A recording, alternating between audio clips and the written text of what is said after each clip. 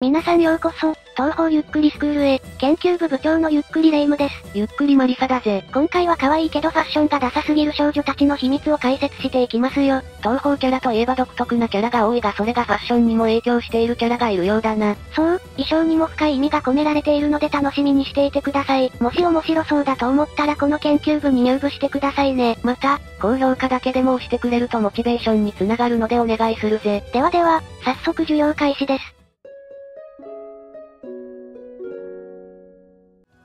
それではまずはじめに紹介するのは、東方映画賞の3面ボスで、制作者ズンさんからも謎なデザインと言われた上白沢ケイネです。実はケイネのケイの訓読みは里井で、意味は賢い、悟り、知恵という意味があるのです。へえ、賢いキャラなだけあって名前にもそういった意味が込められているのか。これはめちゃくちゃ勉強になるぜ。視聴者の学生さんもご存知、ケイネは半分人間、半分白沢の半獣、ワーウルフの白沢版、ワー白沢と言われているよな。普段は人間ですが、満月の夜になると角と尻尾が生えて、イメージカラーも青から緑へと変化します。満月の夜に白沢になった時には幻想郷10の知識を持ち、幻想郷の歴史の編纂作業を行っていますよ。一夜漬けの編纂作業のためか、はたまた白沢化によって好戦的な性格に変わったためか、不用意に近づくと角のある頭で頭突きをされる恐れがあり、ものすごく痛いらしいですね。立派な角で頭突きされたら痛いところじゃ済まないと思うけどな。見てわかる通り白沢の時には頭に2本の角があります。藤原の猛攻の唯一の理解者であり、映画賞のエクストラでは猛攻を守るために獣人の状態で再度襲ってきますよ。これはあくまで私の推測ですが、猛攻も頭に大きなリボンをつけているので、ケイネも白沢の時は猛攻とペアルックのように角にリボンをしているのかと。もしそうだったら素敵な関係だな。ちなみに白沢は胴体にも4本の角があり、計6本の角があります。半分は妖怪の身でありながらも人間を愛していて、常に人間側に立って行動しています。その能力も人間のためになることにしか使っていないとのこと。半分妖怪だけどケイネって人間思いのいいやつなのか。幻想郷演技を書くヒエダー級からは知識豊富で最も賢い獣人と評価されていて、現在は子供たちのために人間の里で寺子屋を開いていますよ。ちなみに、寺子屋の生徒たちは基本的には里の人間の子供たちなのですが、東方鈴名庵で小狐が1匹紛れ込んでいることが判明しています。また歴代の中でも衣服は胸元が大きく開き、上下が一体になっている青い服を着ているという非常にセクシーな美人先生。こんなの集中できん。ケイネ先生、鼻血出して倒れている人がいます。ケイネは歴史を食べる能力から、歴史を主にやっているイメージですが、鈴名庵18話19話で国語や山岳も教えていることが判明しました。歴史以外にも数学国語もできるなんてやっぱり天才すぎるぜ。寺子屋もケイネ先生一人で運営しているわけでなく、他の教師もいるようですよ。書籍、東方文化庁では数学の天才である八雲蘭が黒板に数式を書いていたのでもしかしたら蘭も一緒に寺子屋で働いているのかもしれません。もしそうだとしたら、スタイル抜群の先生が2人もいることになるので非常に素晴らしい寺子屋ですね。いや評価するところそこなの？ケイネ先生の特徴としては非常に髪が長く青のメッシュに銀髪。またケイネの頭には頂に赤いリボンをつけ、六面体と三角錐の間に板を挟んだような形の青い意味不明な帽子を乗せていますね。よくよく考えてみるとあの帽子意味がわからんな。そして東方プロジェクトの制作者ズンさん曰く、それにしても、ケイネはなんで変なスカートを履いているのだろう、帽子も。とのことですよ。なんでそうしちゃったんだよ。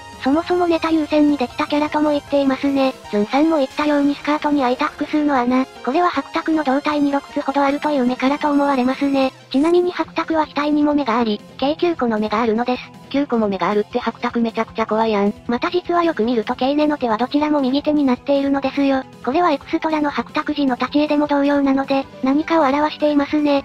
本当だ。左手も右手になっている。両足左足の神様もいるので、神としての性質を表しているのか、白沢な性質を表しているのでしょう。それにしてもこんな美人な人に教えてもらえるなんて幸せですよね。視聴者の学生さん諸君、自分のことを言ってたの？では次に紹介するのは、東方地霊殿の三面ボスにして、体操服のようなファッションの星熊遊戯です。山の四天王、または鬼の四天王と呼ばれた鬼の一人なんですよ。またスイカも四天王の一人であり、大昔は共に妖怪の山に住んでいたようだぜ。元ネタは、四天童子配下の四天王の星熊童子からだと思われます。スイカとはとても仲が良く、四天王は皆仲がいいらしいですね。遊戯が持っている杯は星熊杯と言われていて、注がれたお酒のランクを上げるそうです。だからスイカの持つ無限に酒が湧き出る伊吹氷とはとても相性がいいのですよ。前回紹介した通り幻想郷でもトップクラスの実力力を持つ天狗の社名丸綾や、カッパのニトリも過去に妖怪の山で鬼を頂点とする社会があったためやけにヘコヘコしています。未だに頭が上がらないなんて相当おっかない鬼上司だったんだな。今は旧地獄の旧都に住んでいますね。旧都とは地獄の縮小の際に切り捨てられた大都市であり、現在は荒くれ妖怪たちが勝手に住み着いて町を築いています。鬼は仲間意識はあるのに独立独歩の精神が強く、仲間がどこにいるのかを知らないらしいです。確かにどの鬼も独立して動いていることがわかるぜ。彼女は異常なほどの火力を持つと言われていて、足を踏み鳴らすだけで近くの建物が破壊するほどだと言われています。力があまりにも鬼すぎる。またダブルスポイラーによると、なんと人里の一つや二つ焼き払えるらしいですね。東方地霊伝では片手にお酒を持ちながら戦うという余裕っぷりから見てもそこが知れないぜ。同じ鬼の伊吹スイカによると、自分よりも呪術的な力は弱いが、肉体を使った力は強いかもと言ってます。また力強いもの、勇気のあるもの、正直なものが好みで反対に臆病のものや狡猾なものには容赦しないようですね。なので私は気に入られそうですよ。自分でそう言ってる時点で無理だよ。主人公のレイムやマリサはかなり気に入っていて、東方蜃気楼のエンディングではマリサの相談に乗ったり、東方強欲異文ではレイムのことをレイム殿と丁寧な呼び方をしていて、温泉にも誘っていますね。着物のような服装ともう一つの2パターンがあります。着物については、非常にエチエチなので保険の需要で取り扱ったので良ければそちらを見てみるといいぜ。もう一つは体操服のような格好をしている服装ですね。こちらは、初登場での服装。発表当初から服装が体操服に見えると言われていましたが、公式で体操服がモチーフであることが明らかになっています。というのは、体育系キャラにしたくて体操着をイメージできるような服装デザインにしているようです。遊戯に体操服を着させた理由がズンさんらしい。またロングスカートを履いていますよね。実は神主のインタビューによると、このスカートは実は半透明で、下に何か履いているとのこと。スカートは半透明の生地でできているらしく、透けたスカートの下にはよくブルマが書かれています。確かに体操服といえばブルマだもんな。そうなると非常に不思議な格好をしていますが、非常にセクシーですね。ああ、確かに。ブルマはパワーだぜ。いやマリサの名言の使い方でしょ。体操服のような服を着ていることから、二次創作でも下にブルマを履いたイラストがよく描かれていました。体操服についているラインの色が赤ということもあってか、描かれるのは赤ブルマが多いのですが、青や黒、もしくはスパッツなどを履いたイラストもありますよ。いろいろ想像が膨らみますね。いやレイムさんに関しては18歳未満はお断りレベルのことしか考えてなさそう。手首にはスイカ同様、手枷がついています。二次創作ではよく、体操服のように見えるので、体育の先生として描かれることが多いですね。そうなると、ケイネ先生に、ラン先生、そして体育の先生に遊戯先生と、パイオス先生の宝石箱や。それでは次に紹介するのは、交流道6面ボスにしてカラフルすぎる上に、すべてジッパーという独特すぎるファッションをした天球ちまたです。天球ちまたの名前の由来ですが、まず名字の天球というのはそのまま虹のことです。これは虹を天にかかる弓に見立てた呼び方で、数ある虹の異名の一つですよ。なるほど、虹の意味が込められていないと思ったら天球に込められていたのか。名前のちまたはというと、人が大勢集まっている賑やかな通りや街中を指すちまたという言葉から来ているのではと思われますね。つまり人が集まってこそ成立する市場を司る神様らしい名前になっているんだな。そんな天球ちまたは市場の神であり、今回のアビリティカードの流通という異変の黒幕の一人にして今作のラスボスです。しかし彼女は力の弱まった市場の神です。市場は物の所有権を完全に移すことのできる唯一の場所ですね。しかし最近は市場を介さない売買が増え、所有権が氾濫していることを彼女は嘆いていました。特に外の世界ではコロスケによってインターネットでの買い物が普及していて、市場での買い物が減ってきたもんな。また市場が開かれなくなったことで彼女の力も失われ、今にも消え入りそうな状態だったのです。そこに飯綱丸からアビリティカードの売買について話を持ちかけられ、利用されていることは承知の上で了承。飯綱丸のビジネスが成功する頃には神としての力を取り戻し、大天狗など恐れるに足らないと考えていたのですよ。最終的に自分のカードをけなされて取り乱したり、エンディングで寝込んでしまうシーンから豆腐メンタルとして二次創作では書かれていますよ。可愛い神様だったんだな。タイトル、ラストステージは月に虹がかかった空を舞台としていて、巷もカラフルな服装をしていますね。ちなみにマントの裏側は青空模様となっていますよ。これは空に虹がかかっていることを表しているんだろうね。紺色のショートヘアに白いマントを羽織っています。頭には虹のグラデーションがなされたカチューシャをつけていて、衣装のパッチワークは全てジッパーで繋がっています。あれ全てジッパーだったの？今回のタイトルにふさわしい意味不明なデザインの服装をしているな。ちなみに継ぎはぎの衣装を繋ぐものは、ジッパーの他に黄色い糸のようなものがあります。これらのデザインはジョジョの奇妙な冒険のキャラクターブローのブチャラチの服をモデルとしていると思われますね。ほんとだ、ブローノの服も肩にジッパーになっているな。ちなみに、ブローノは触れたものにジッパーを取り付けるスタンドを持っていますよ。それにしても巷の服がジッパーとなっていたりと、なかなか独特なデザインでしたね。一度でいいから全てのジッパーを開けてみたいです。ジッパーに指噛まれてください。さて、ラストに紹介するのは東方漢呪伝のエクストラボスであるヘカーティア・ラピスラズリです。いやちょっと7つの大財団長を意識したでしょ。月、地球、異界それぞれの地獄を司る謎の神様で、あの地獄の妖精クラウンピースの主人です。3つの世界に同時に体を持っていて、それぞれで自由に行き来ができるという超ハイスペックな能力を持っていますよ。3つの世界を行き来できるなんてすごいな。また、コアとも呼べる魂はそれぞれの世界の地獄にあるなど、敵として見るとなかなかまともに手が出せない厄介な存在なんですよ。つまり、ラジコン本体を壊しても、操作している側を倒さないといけないから厄介というわけですね。なるほど、めちゃくちゃわかりやすい。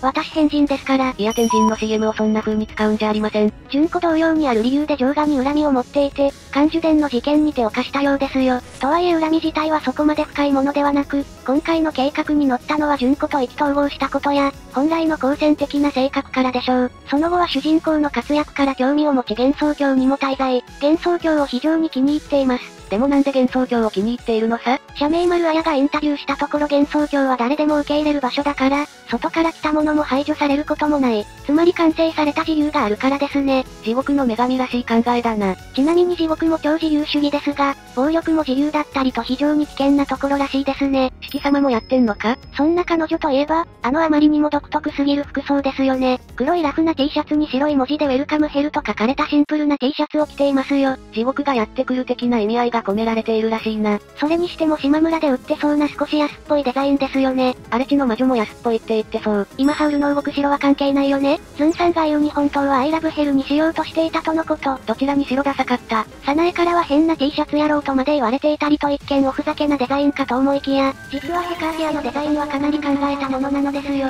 デザインの意味めちゃめちゃ気になるぞ。ヘカーティアというたくさんの要素があるキャラは通常ゴテゴテしがちなんですが、それをあえてシンプルな T シャツに変な格好を取り入れることで、周りの人とは違うことを表してるようですよ。なるほど、確かに神々らしさを出すためにいろんな要素が詰め込みたくなるところだけどあえてシンプルなデザインに変化を加えたってことだな。ヘカーティアはドット絵を見ると攻撃のたびに髪の毛の色が変化しているのです。あれは頭に惑星をポイポイ投げて変わるようですよ。へえ、そうだったのか。それは知らなかったよ。結局やれなかったそうですが、ズンさんの中では髪の毛の色が変わると同時に、T シャツも変化しているという設定があったようですよ。それめちゃくちゃ面白そう。一応 T シャツの文字は同じですが、よく見るとハートマークなどが少し違うようです。髪の色も月は金髪、地球は青髪、異界は赤髪と変化します。幻想郷は異界に当たるらしく、普段見かけるヘカーティアは赤髪のようですね。ズンさん曰く、おそらくだけど髪の色ごとに全部性格も変わるようだとのこと。実際赤ヘカは丸っこい目つきで優しそうですが、青ヘカは釣り目で S 気がありそうな顔つきとなります。青ヘカは口元に指先を当てる癖があり、かなり色気がありますね。口調は赤よりも心なしか丁寧で、和4のような芝居じみた言葉は使用しませんね。へえ、身体によって性格も変わっていたなんて面白いぜ。幻想郷は異界のはずなのですが、なぜか青ヘカが出向いてるかは謎ですね。赤ヘカは喋り方も特徴的で、レイムとの対戦前に純子とヘカーティアのやりとりで、ヘカーティアが、二人でやるのと言った時に、もったいないって同感、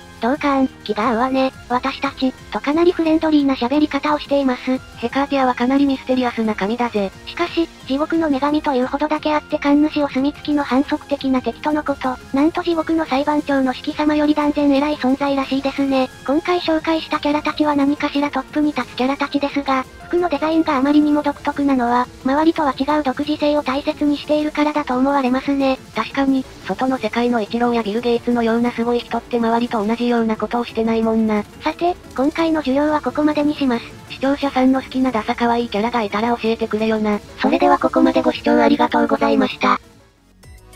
ご視聴ありがとうございました。グッドボタンとチャンネル登録よろしくお願いします。